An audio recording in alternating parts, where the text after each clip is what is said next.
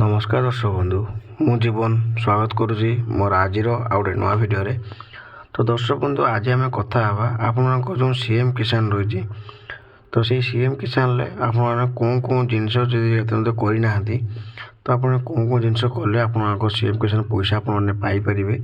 एवं जदि आपर एत सीएम किसान पैसा आसी ताल आप कमेंट कर कही दिंतु आम सीएम किसान जहाँ भी किसी नुआ नुआ अपडेट आसो एवं आप सीएम किसान केमती कौन आप पैसा कौन कौन जिन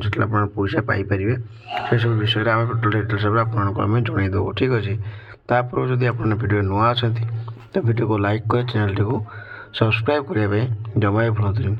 तो दर्शक बंधु आप जानते बर्तमान सीएम किसान आपको सरकार दूसरी प्रत्येक वर्ष आपण को 4000 टंका लेखा मिलूँ ठीक अच्छे तो ये 4000 टंका लेखा मिलूँ सरकार आपको दुईटी किस्ती आपको पैसा दौरान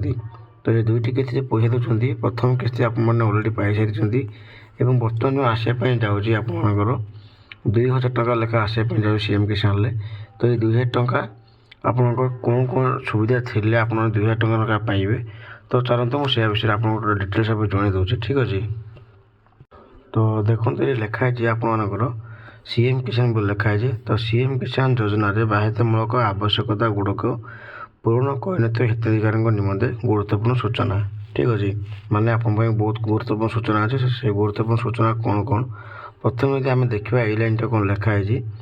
लेफ्ट साइड्रे तो पंजीकरण बाध्यतामूलक आवश्यक ठीक अच्छे माने आप पंजीकरण कर तो बाध्यतामूलक कौन आवश्यक एक देखो लिखाई बैंक खाता सह आधार कार्ड संजीकरण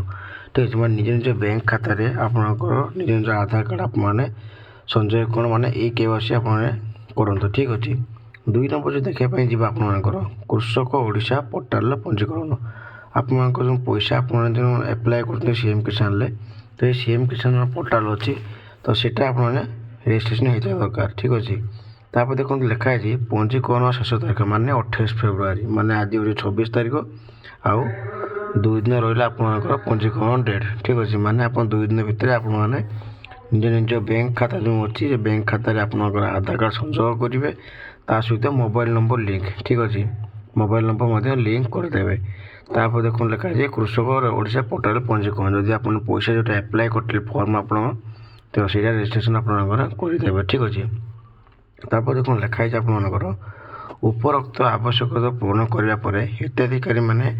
आधार लिंक था मोबाइल नंबर जरिया KYC सहित निकटस्थ जनसेवा केंद्र किंबा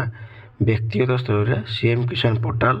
रे पंजीकरण कराई निहंतु ठीक अच्छे। आर माने हो उपरोक्त आवश्यकता पूर्ण करने माने आपंकर जो ये बैंक खाता सहित आधार कार्ड करते एवं कृषक रजिस्ट्रेशन ओडिशा पोर्टाल पंजीकरण करते तो सीटा आधार लिंक मोबाइल जो आपको कहली माने आपको आधार कार्ड जो मोबाइल नंबर लिंक होगी तो सीटा आप कौन करेंगे KYC निकटस्थ जनसेवा केंद्र किंबा व्यक्तिगत स्तर में सीएम किसान पोर्टाल पंजीकरण करेंगे माने आपको ये सीएम किसान पोर्टाल जो अच्छी जनसेवा केंद्र हो कि निजे आप सीएम किसान ओडिशा gov.in आप पंजीकरण करेंगे ठीक अच्छे। तापर देखो लिखाई यही समय सीमा मध्य पंजीकरण कर हिताधिकारी मैंने योजनार बाद पड़ पारती माने जदि आप 28 तारीख सुधा आप पंजीकरण करना ताहले आप सीएम किसान आप पैसा पाइपर ना ठीक अच्छे। अधिक सूचना ब्लॉक कृषि अधिकारी कार्यालय कि कृषि सम्बन्धी हेल्पलाइन नंबर 155333 जोगाजोग करूँ ठीक अच्छे मैंने आपको जनईदेली आप सीएम किसान पैसा पाइप जाऊँगी तो यही सब जिन करें आप सीएम किसान पैसा पाइपर ठीक अच्छे। जब वीडियो भल लगे तो वीडियो को लाइक कर चैनल टी सब्सक्राइब करने जमा भी भूलुनि।